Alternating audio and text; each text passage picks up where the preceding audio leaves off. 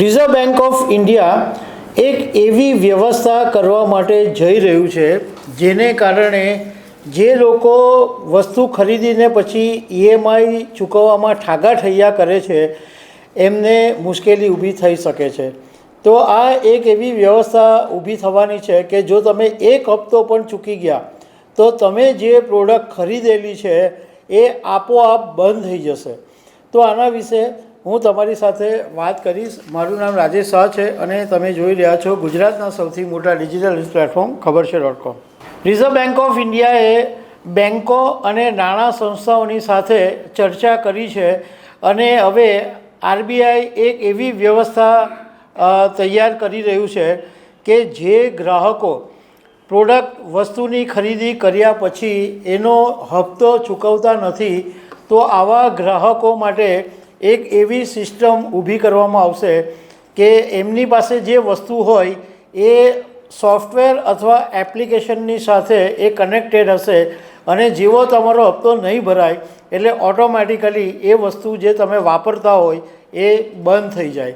અને આ જે સિસ્ટમ છે એ 1 લાખથી જે નાની 1 લાખથી ઓછી રકમની જે વસ્તુઓ લોકો ખરીદતા હોય છે એના ઉપર છે.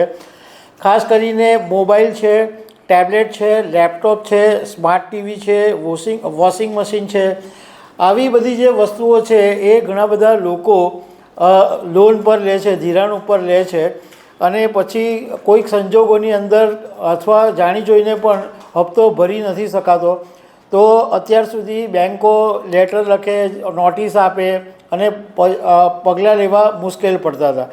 તો રિઝર્વ બેન્કે આ જે નાની નાની જે લોન છે એની વસૂલાત સરળ બને એના માટે આ પગલું ભરવાનું વિચારી રહી છે. હવે આની અંદર જે જાણવા મળ્યું છે એ મુજબ મોબાઈલ છે, ટેબ્લેટ છે, લેપટોપ છે, સ્માર્ટ ટીવી છે, આ બધાને એકદમ સરળતાથી ગમે ત્યાંથી દૂરથી એને કંટ્રોલ કરી શકાય છે. પરંતુ અમુક દેશોની અંદર તો એવી સિસ્ટમ છે કે તમે કાર અને બાઇક પણ જો લોન ઉપર લીધી હોય તો એ તમે હપ્તો નહીં ભરો તો એ તમારી કાર કે બાઇક સ્ટાર્ટ જ નહીં થાય, ત્યાં ને ત્યાં અટકી જાય.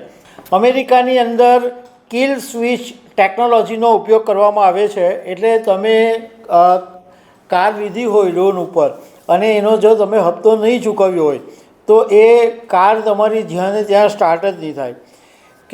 કેનેડાની અંદર એવી સિસ્ટમ છે કે કંપનીઓ સ્ટાર્ટર ઇરપ્ટ ડિવાઇસ જે તે પ્રોડક્ટ ઉપર લગાવી દે છે અને એ એવી સિસ્ટમ છે કે ઓટોમેટિકલી હપ્તો નહીં ભરાય એટલે એ વસ્તુ બંધ થઈ જાય.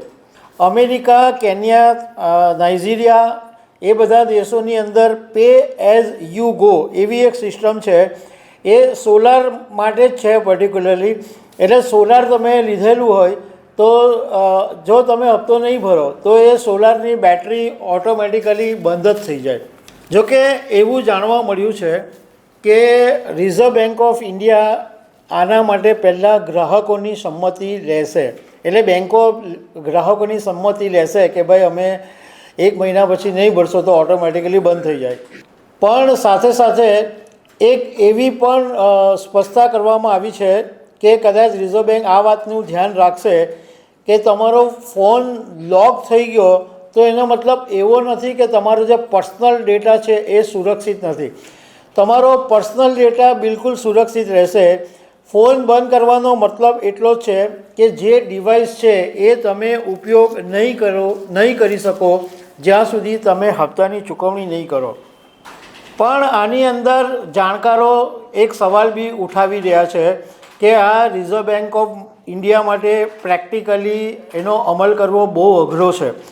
કારણ કે આની અંદર એક સવાલ એ ઊભો થાય કે ગ્રાહકો સંમતિ આપી દે અને કદાચ એવું પણ બને કે તમે સંમતિ નહીં આપો તો તમને બેન્કો કે નાણાં સંસ્થાઓ છે એ તમને લોન બી નહીં આપે. એટલે ધારો કે ગ્રાહક તમને સંમતિ આપી દે તો લાખો ગ્રાહકોના જે ડેટા છે એ જે તે બેન્કો કે નાણાં સંસ્થાઓની પાસે ચાલ્યા જાય અને જો આ ડેટા આ લોકોની પાસે ચાલ્યા જાય તો એનો મતલબ એમ છે કે લાખો ડેટાનો જે એક્સેસ છે એ આવા લોકોને મળી જાય અને એ ડેટા લીક થઈ જવાની શક્યતા છે.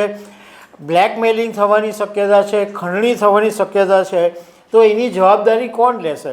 ગ્રાહકોએ ડેટા આપી દીધા અને લાખોની સંખ્યામાં લોકો લોન લે છે, તો લાખોની સંખ્યામાં તમારી પાસે ડેટા આવશે, તો એ ડેટાનો દુરુપયોગ થશે એના વિશે આરબીઆઈએ પહેલાં જોગવાઈ કરવી પડશે.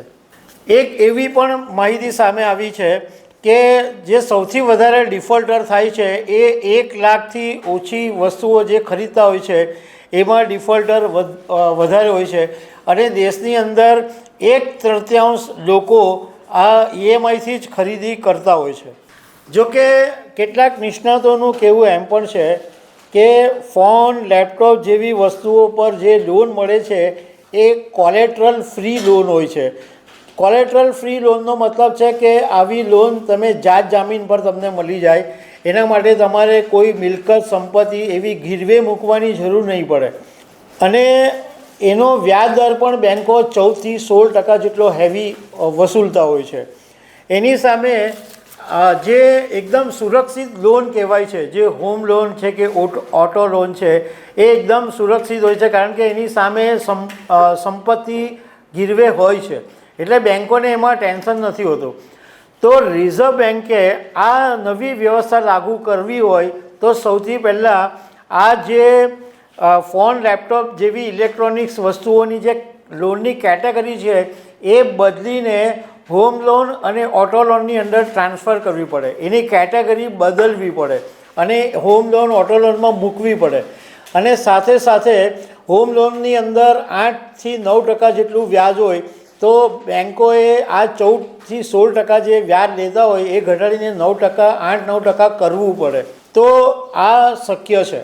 હવે રિઝર્વ બેન્ક અત્યારે તૈયારી કરી રહ્યું છે, એ આગળ શું પ્રોસેસ આવતી રહેશે એ આમ આપણને ખબર પડશે. પણ આ જે લોકો લોન નથી ભરતા એના માટે એક મુશ્કેલી આવી શકે કે તમારું વોશિંગ મશીન, તમારું ટીવી, તમારું કંઈ લેપટોપ અચાનક જ તમે હપ્તો નહીં ભર્યો અને ધાડ દેખીના બંધ થઈ જશે. તો દર્શક મિત્રો, આવી અનેક વાતો સાથે અમે તમને મળતા રહીશું. Thank you very much.